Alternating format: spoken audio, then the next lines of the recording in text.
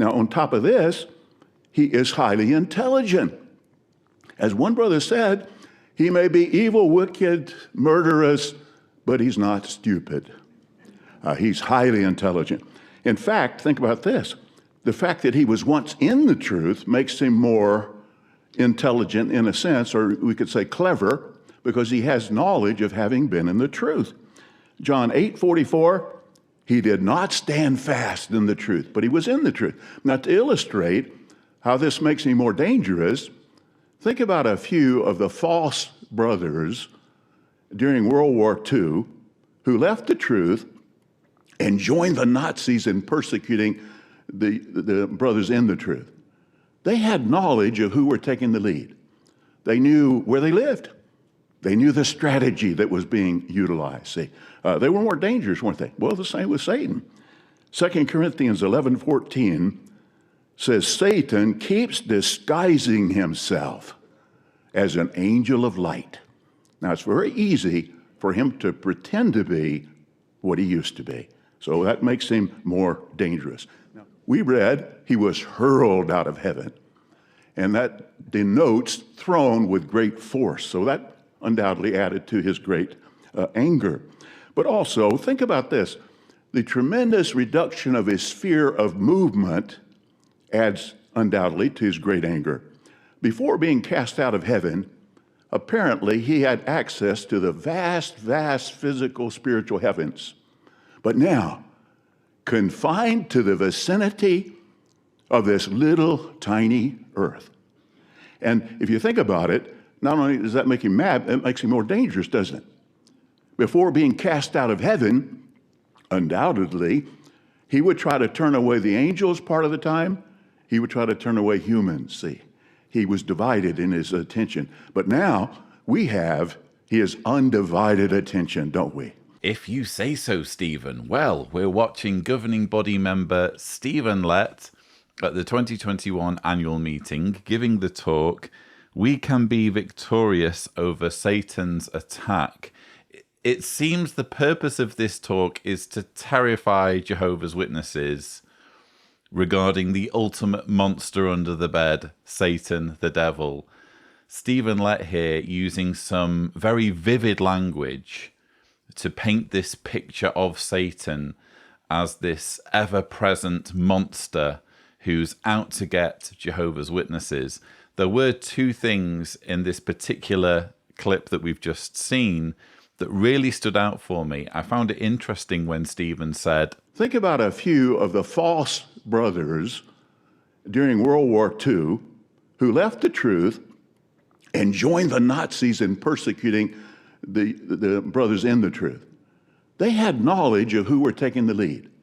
They knew where they lived. They knew the strategy that was being utilized. This is an excellent example of black and white thinking, or black and white reasoning. Stephen Lett here referring to the Nazi persecution of Jehovah's Witnesses. As I've mentioned frequently on this channel, and I refer to it in my book as well, The Reluctant Apostate, it can be strongly argued that a key reason for the Nazis clamping down on Jehovah's Witnesses so vehemently was because of the handling of the whole matter by Joseph Franklin Rutherford, and the fact that after the Nazis had ignored his overtures, his efforts to placate the Nazis by trying to establish common ground with them, yes, common ground with the Nazis, which he did in the Declaration of Facts, which you can actually read in the 1934 yearbook.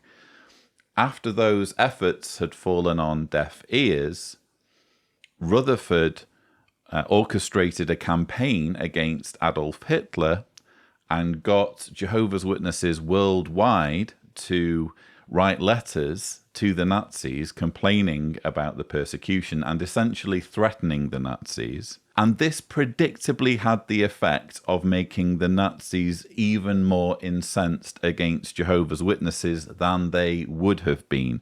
And I stress than they would have been, because let's be clear, even if Rutherford's overtures had been successful, there would still have come a point where there would have been trouble because of the neutrality stance of Jehovah's Witnesses. So Jehovah's Witnesses take the position of pacifism regarding war and fighting. And obviously, in the build-up to World War II, there was conscription. And so Jehovah's Witnesses would have run up against a problem for that reason alone. When you have this demographic living in Germany who say, we're not going to fight, that alone would have got them in trouble. But even so, you could argue that, again, the vehemence with which the Nazis went after Jehovah's Witnesses must have been stoked up by Rutherford's actions and his handling of the whole thing. So that's important context, but Stephen Lett is here talking about those who sided with the Nazis, those, what was the word, false brothers. So apparently, if you were living in Germany in the 1930s and you were a Jehovah's Witness and the Nazis were chasing you, you were either a true brother, someone who was imprisoned or even died for their faith, brother or sister, I should say. He says false brothers, but I think he means brothers and sisters. Or you were a false brother or sister. It can only be one or the other. So if the Gestapo knock on your door and drag you off to some dungeon somewhere and threaten you with death or torture if you don't renounce your faith and assist them in their investigation, you're automatically a false brother and dangerous. Surely something needs to be said for the threat of death and the fact that when faced with certain death or torture, people will do things that they wouldn't ordinarily do. It's called undue influence.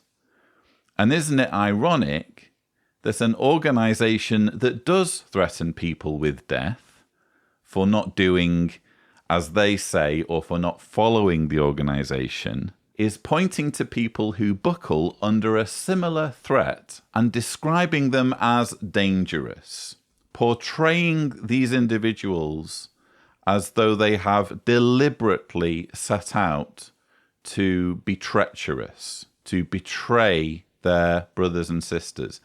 I'm sure there's more nuance involved here. I'm sure it wasn't such a black and white situation.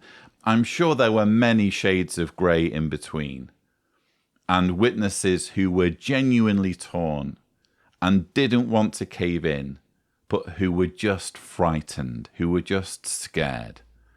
And something primal kicked in, and they were like, I just cannot die.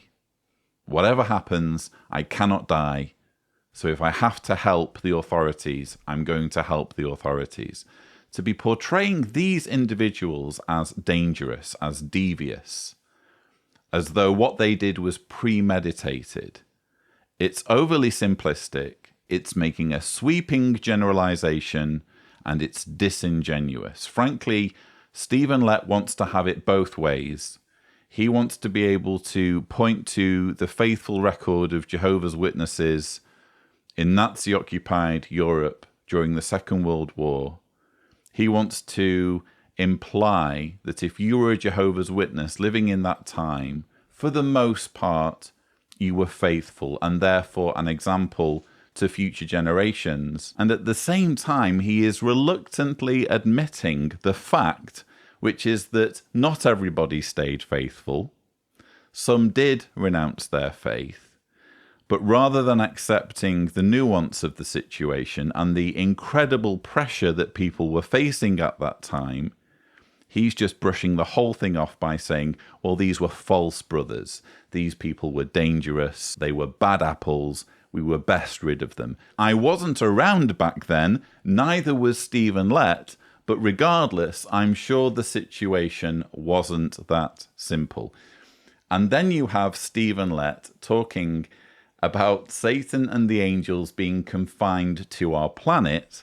Before being cast out of heaven, Apparently, he had access to the vast, vast physical, spiritual heavens. But now, confined to the vicinity of this little tiny earth. Yes, Satan is now confined to this little tiny earth. And that's one of the many reasons why he's mad. And the fact that he's mad is what makes him so dangerous. Again, all of this is to terrify Jehovah's Witnesses into being afraid of the bogeyman, being afraid of the monster under the bed. But isn't it interesting when you actually drill down, what he's saying doesn't really make any sense. And I think this rhetoric is going to age, well, it's going to age badly whatever happens. But it's especially going to age badly if human aspirations to colonizing space bear fruit and we end up becoming, in decades from now or hundreds of years from now, a multiplanetary species. And that's very much the direction things are going in, isn't it? When you look at space exploration and SpaceX and all of this stuff, it's moving in that direction, isn't it? So that you could conceivably have a human colony on the moon or a human colony on Mars at some point. We already have, whizzing around our planet, the International Space Station. And by the way, you can download an app that tells you when it's going to fly over. I've done that a few times now, and it's fascinating to see this pinprick of light darting across the night sky, and to know that there are people in that pinprick of light. They're in space. They're not on our planet. And Stephen Lett is here saying that Satan and his demons are confined to this little tiny earth. Well, does that mean that the astronauts on the space station aren't under Satan's influence? And does it further mean that when there are human colonies on the moon or on Mars, they also won't be under satanic influence? If the organization's still around at that point, I'm sure they'd come up with some kind of explanation. Oh, yes, well, when we say Earth, we mean the solar system. But nonetheless, I just don't think Stephen Lett has really thought this through. And in this and many other parts of his talk, it shows. I'd like you to imagine that all of the mafia members, all of the drug cartel members, and all of the terrorists of the entire planet Earth were gathered up and were confined to New York City, the city limits. And you live there too. Now, can you imagine the escalation of crime and evil that would take place there? Additionally, we read, he's mad and angry because he knows his time is short. Now, if that's true back around 1914, what about today, over 100 years later? He knows his expiration date is almost here. So Stephen Lett is again giving us a glimpse into the mind of Satan and emphasizing how mad and how angry Satan is. He's already explained that Satan, since 1914, has been confined to our tiny planet Earth. And now, using very vivid language, he's explaining to his audience why Satan and the demons are such a threat in the last days. I'd like you to imagine that all of the mafia members, all of the drug cartel members, and all of the terrorists of the entire planet Earth were gathered up and were confined to New York City, the city limits. And you live there too. Now, can you imagine the escalation of crime and evil that would take place there? Well, in the future paradise Earth that Jeffrey Jackson described in this same annual meeting, it won't just be a case of imagining what that would be like. Jehovah's Witnesses who survive Armageddon or who get resurrected into the paradise Earth will be able to experience it themselves, because apparently every villain, every genocidal maniac in history is going to be resurrected. Finally, let's talk about the resurrection of the unrighteous. For the most part, the unrighteous didn't have an opportunity to develop a relationship with Jehovah. They did not live righteous lives, so that's why they are called unrighteous.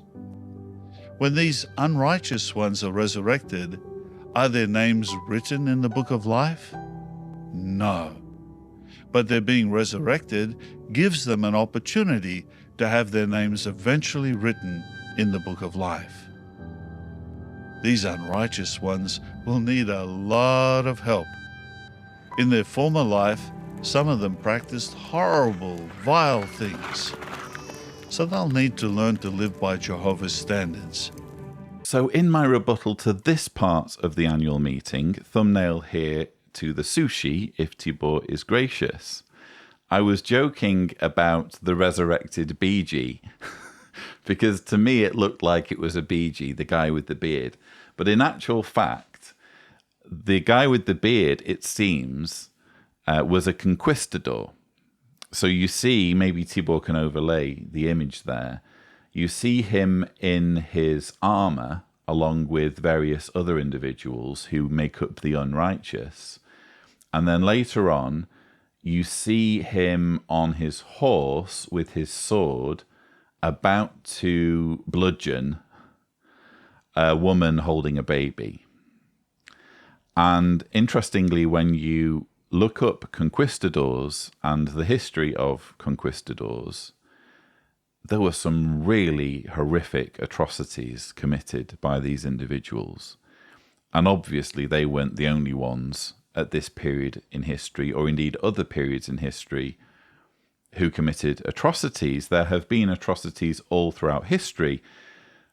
But given the fact that a conquistador has hypothetically been brought into this equation in Jeffrey Jackson's talk, I think it would be worthwhile to just research what these individuals did and some of the terrible, terrible, psychopathic things that they did to natives when they arrived in the Americas. We're talking about really sick, evil, twisted individuals. This is the sort of person that would be included in the unrighteous. As I explained again earlier in this series of rebuttals, we're talking, when we talk about the resurrection of the unrighteous, we are talking about the absolute worst of history.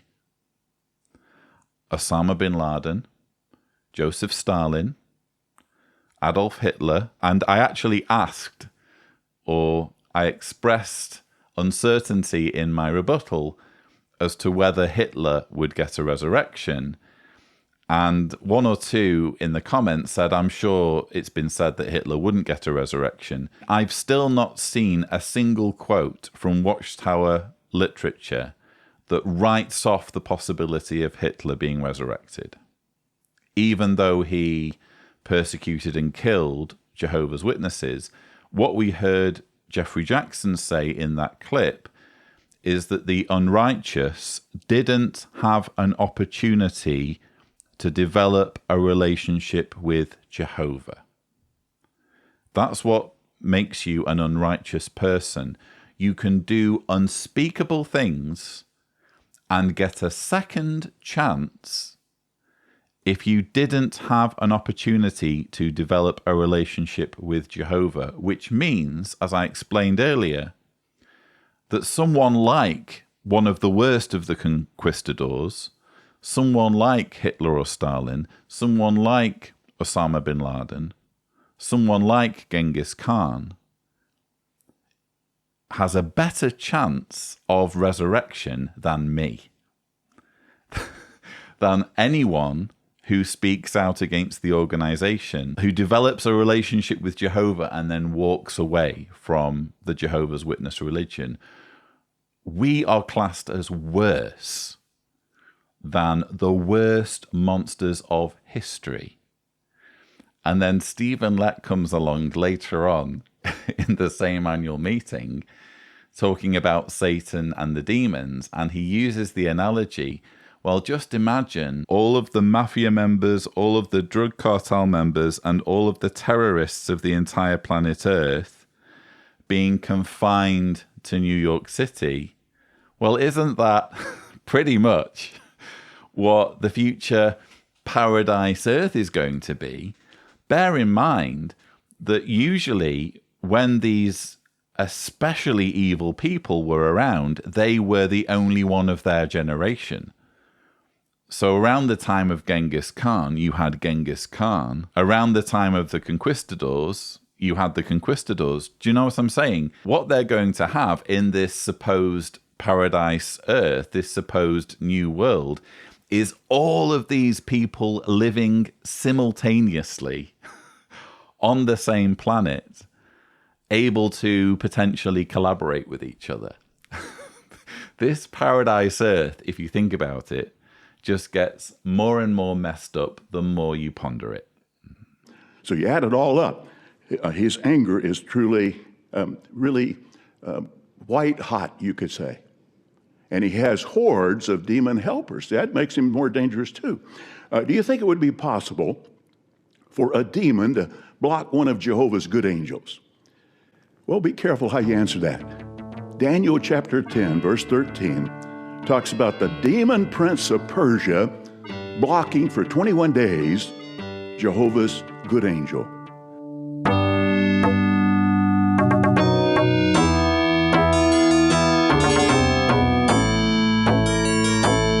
Now, how is that possible? Well, we don't know for sure, but perhaps the demon prince, before becoming a demon, had been a cherub or a seraph, and maybe the one sent on the assignment, a messenger angel. Of course, Michael came to help the good angel, and he was able to get past that demon. But that scripture and others help us not to underestimate the demons. We can't underestimate the ruler of the demons, nor these demons that work under his supervision. It's just gone from the sublime to the ridiculous in Stephen Lett's talk about Satan and about how powerful and angry and dangerous he is. Who knew that all of that time I spent on my dad's PC in the early 90s playing Prince of Persia was really all preparation for this talk? So yes, apparently Jehovah's Witnesses need to think about this verse in Daniel that describes a demon prince of Persia who was pretty hard to defeat, just to emphasize how powerful the demons can be. And Stephen Lett there indulges in all this speculation about whether it was due to the various different ranks involved. Oh, probably if he was struggling, that means that the power level, the ranking of the angel wasn't sufficiently high to overcome the demon prince of Persia. Wow. Of course, when you actually bother to do research on the book of Daniel, you don't have to embark down these crazy guessing games, this crazy speculation about power rankings of angels, because you realize that the whole thing is made up. The book of Daniel is a forgery. We know it to be a forgery. During the convention season, actually, it was spiritual food at the proper time, if you think about it, because Dr. Richard Carrier posted a blog article to his website, I think, in May 2021. So just in the run-up to the 2021 Powerful by Faith convention, which was so heavily based on the Daniel story and indeed featured a Bible drama on the book of Daniel, Dr. Richard Carrier wrote an article titled How We Know Daniel is a Forgery, link below. So we don't need to indulge in all of these flights of fancy about how it could be that there was this fight and this demon prince of Persia was so hard to beat. It was all made up. There's no underlying message that we really need to ruminate over and ponder to scare ourselves into fearing Satan, to scare ourselves into the arms of charlatans like Stephen Lett.